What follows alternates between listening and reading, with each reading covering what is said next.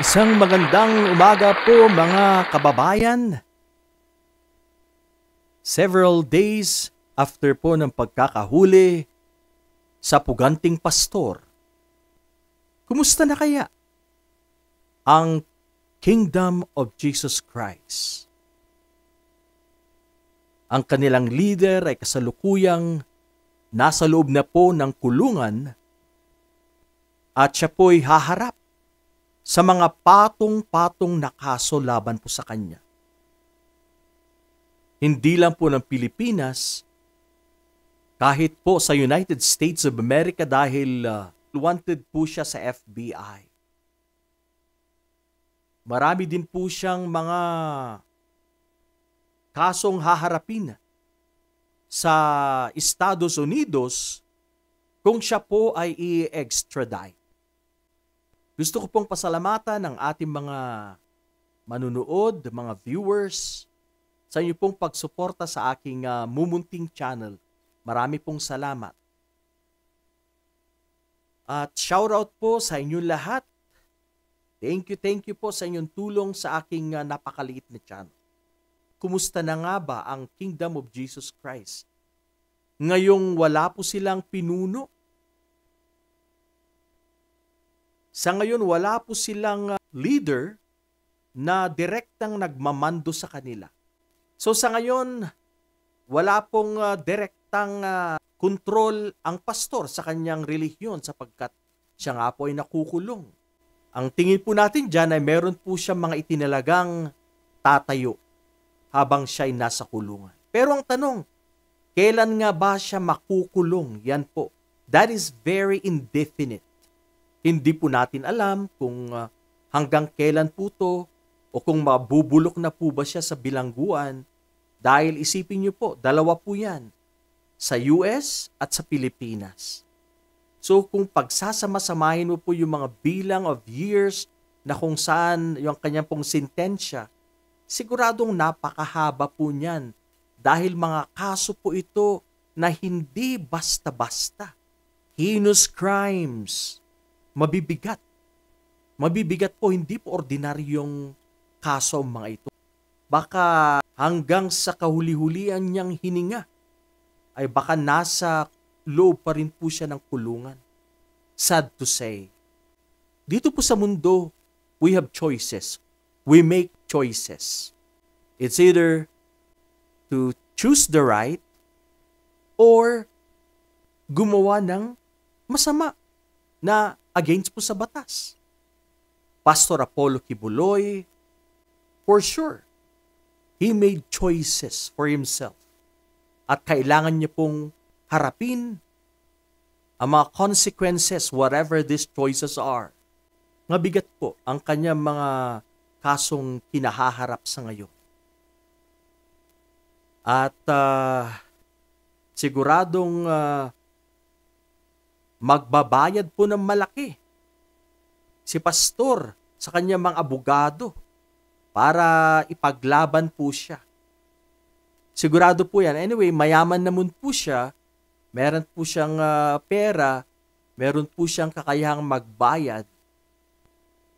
Pero wala pong garantiya na siya po'y malilinis niya ang kanyang pangalan dito na siya po ay mapapawalang sala. Yan po ang maliwanag dyan. Dahil mabibigat nga po itong mga kaso na to. Mga kababayan, nakakabigla po.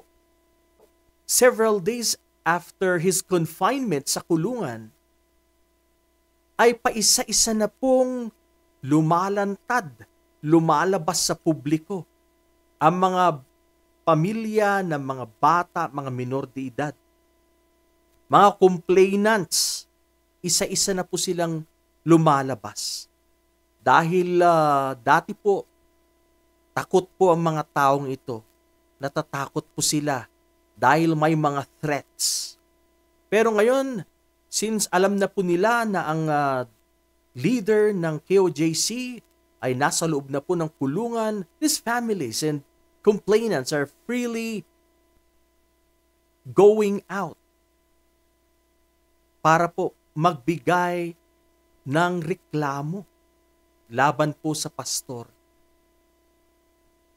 Kaya ang tingin po natin dyan, although we are not judging right now dahil mayroon po siyang chance, may due process, hindi pa po siya pronounced as convicted dahil hindi pa po natatapos ang mga kaso, pero sa ngayon nga po, ang dami po mga lumalabas na mga complainants na sila po ay inabuso ng pastor. Nakakabigla.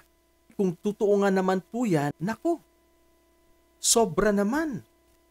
Ang dami mga kababaihan na mga apektado, mga inabuso. Hindi kaya sakit po yan kung ginawa nga niya ang mga ito, ang pag-abuso sa mga bata. Hindi kaya meron po siyang sakit dahil hindi po magagawa ito ng isang normal na tao. Ang tingin po natin, ito po ay isang sakit na maaring meron nga sa kanya. He is not satisfied sa iisa or sa few. Bakit? Napakarami. Napakarami pong nagrireklamo, lumalantad. At sabi nga po ni Police Colonel Marantan na ang pastor po na ito ay isang pedophilia. Yan po ang kanyang description na ibinigay kay Pastor Kibuloy. Mga napakababata na mga babae lumabas ngayon and accusing the pastor na inabuso sila. Alam niyo mga kababayan, hindi po kaya kinilabutan si Pastor Kibuloy na he is claiming na makadiyos siyang tao at sinasabi pa niyang appointed son of God siya. Pero tignan niyo po yung kanyang ginawa. Ito po ay gawain ng isang demonyo, ng isang devil. Para po siyang isang kampun ng kadiliman na nakamaskara. Kung lumalabas siya when he is preaching and giving a talk sa kanyang mga alagad, sa kanyang mga followers, parang napakaamo ang kanyang mukha, magaling magsalita, rhetoric, magaling mag-preach. Pero sa likod po niyan, kung tatanggalin po natin ang maskara, parang isa pong alagad ng kadiliman. Nakakatakot po. Nagkukubli sa kanyang pagiging eloquent, magaling magsalita. Doon niya po kinukubli ang kanyang tunay na pagkatao. At marami po siyang napaniwala. Marami po mga miyembro ang sumunod, naging sunod-sunuran sa kanya. Mga blind followers, hindi po nila nakita ang tamang daan, ang tamang landas. Sila po'y napaniwala ng pastor na siya na nga makapagbibigay sa kanila ng salvation. Pero yung kaso po ni Pastor Kibuloy, iba po, napakalayo na po yung kanyang pinaggagawa according to mga complainants. Napakalayo po kung totoo man yan. Kaya hindi po natin maituturing na isang anak ng Diyos, appointed son of God. Opposite po ang nakikita natin dyan.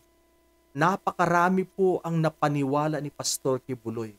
Sana naman ang aking panalangin, ang mga tao ni Pastor ay mabuksan ang kanilang mga pag-iisip at puso at sana'y masundan nila ang tamang daan that will lead to salvation.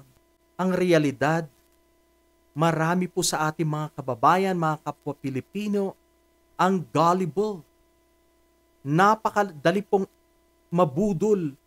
Napakadali pong lokohin. Yan po ang mahirap sa ating mga Pilipino. Mga kababayan, kahit hindi po tayo nakapag-aral, kung talagang gagamitin po natin ang ating pag-iisip, ay talagang makikita po natin ang pagkakaiba ng tama at mali. Mararamdaman po natin yan. So sana, maging maingat po tayo when we make choices. Sana let's choose what is right. Alam ko na ang anak ng Diyos ay mapagpakumbaba, na ang anak ng Diyos ay marunong sumunod at maging submissive sa mga batas. Mga kababayan, sa pagdaan po ng mga araw ay makikita po natin kung ano nga po ang magiging kahihinatnan ng Kingdom of Jesus Christ. Kung ito po ba ay mananatili sa kanilang pinaglalabang relihiyon o ito ay mabubuwag dahil nga po sa napakaraming aligasyon, napakaraming reklamo laban po sa mga leaders nito, lalong-lalo na po kay Pastor Apollo Kibuloy. Marami pong salamat sa inyong panunood. Magandang umaga po mga kababayan ko. Mabuhay po tayong lahat.